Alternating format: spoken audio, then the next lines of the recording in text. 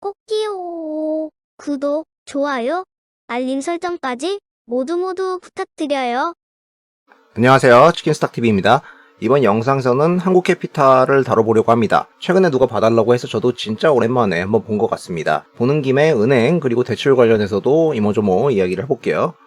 자, 개인적으로 이 회사를 처음 알게 된 것은 과거 시장을 케이스 스터디 하던 때였습니다. 당시 VIP 쪽에 있던 사람이 얘기를 해줬는데 예전에 보니까 배당 수익률이 진짜 엄청났던 그런 구간이 있더라. 그리고 이게 향후에 주가까지 오르면서 완전히 꿀빠는 야, 이게 투자구나. 너 가치 투자라고 아니? 하던 시절이 있었어요. 물론 그 이후에 회사가 망가지면서 트러블을 겪기도 했었습니다만은 또다시 접근이 가능했던 이런 구간들이 발생을 했었던 그런 회사입니다. 자, 회사의 개요. 한국캐피탈은 대전에 본점을 가지고 있고 여러 도시에 지점을 운영하고 있습니다. 여신 전문 회사고요. 이름에 캐피탈이 들어가죠. 코스닥에 상장이 되어 있습니다. 회사의 현재 최대 주주는 80% 군인공제입니다. 군인공제 같은 경우에는 2001년도에 산업은행 외 여러 채권기관에서 망가졌던 회사의 지분을 일괄 양도받아서 최대 주주가 되었습니다. 한국캐피탈의 신용등급은 회사채 기준 A, 기업보험 A2로 양호합니다. 최근까지도 좋은 평가가 이루어졌죠. 이 괜찮은 등급의 이유라면 역시나 모회사인 군인공제회가 A1 평가를 받기 때문일 겁니다.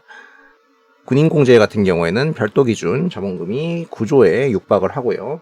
영업이익이 이 정도 레벨이 나니까 유사시에는 뒤에서 지원해 줄 수 있다 이런 겁니다. 자, 그러면 이제부터 한국캐피탈 한캐의 사업 이야기를 해보겠습니다. 물론 이 회사 같은 경우에는 부침은 좀 있었습니다만은 적자까지는 근래에 난 적이 없고요. 이후로 이익이 이렇게 증익하는 모습을 보인 뒤로는 상당 구간 주가도 따라오르면서 재평가가 이루어졌었습니다. 회사의 사업 분야 같은 경우에는 물건을 구입해가지고 임대해주는 시설 대여 리스, 기업 개인용 대출, 할부 금융, 그리고 신기술 금융, 매출 채권 유동화 팩토링 이런 것들 다양합니다. 사업들을 이야기할 때 가령 리스 시장의 성장률이 어쩌고 뭐 잘 나오고 할부금융 시장의 전체 규모가 어떻고 뭐 이런 이야기를 할 수도 있는데 너무 원론적이고 복잡하니까 그냥 본질로 바로 넘어가겠습니다.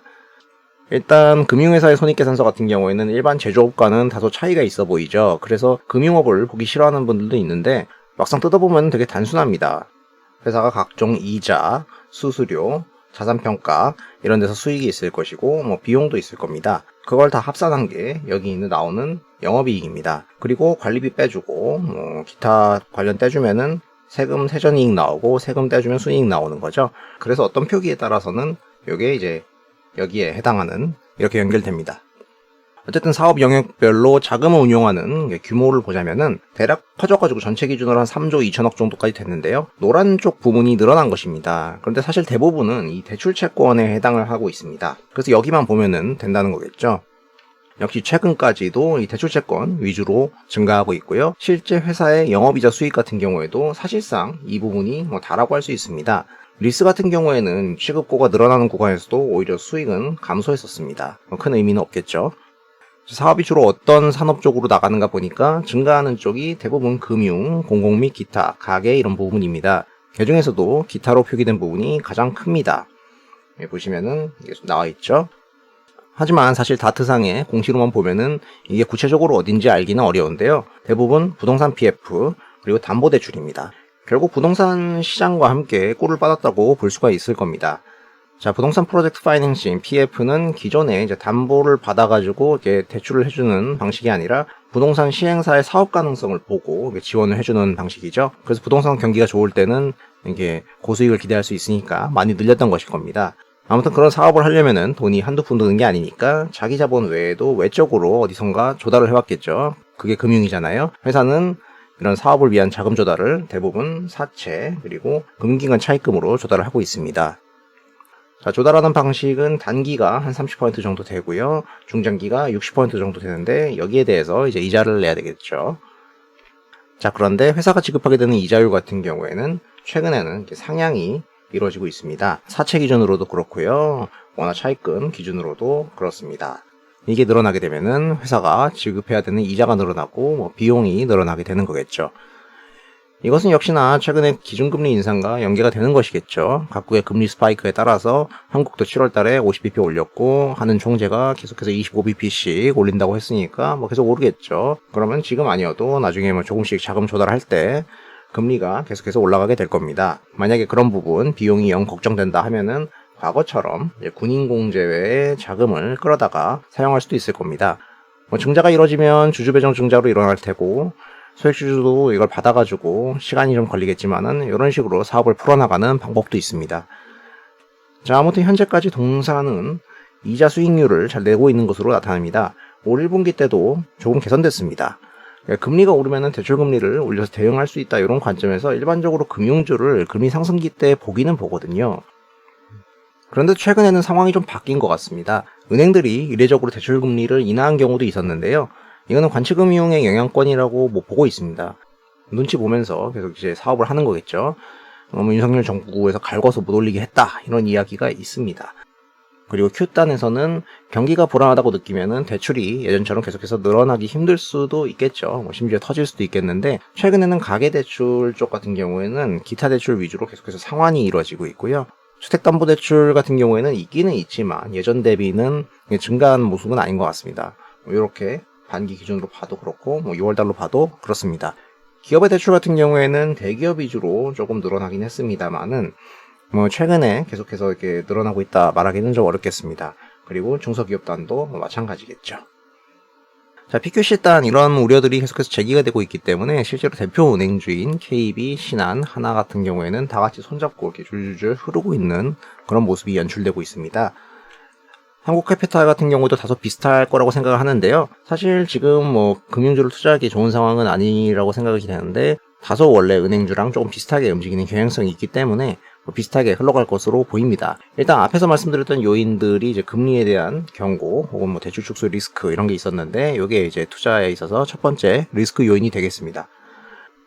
자, 두 번째 리스크 요인은 최근에 주로 재미를 보았던 부동산 PF 쪽의 문제 발생 요인입니다. 최근에 건설업계가 건자재 값이 이제 폭등을 하고 있지 않습니까? 그래서 이런 관련 회사들이 건설 현장에서 셧다운을 하고 있거든요. 협상이 잘 될 수도 있지만 또 언제든 다시 할 수 있거든요.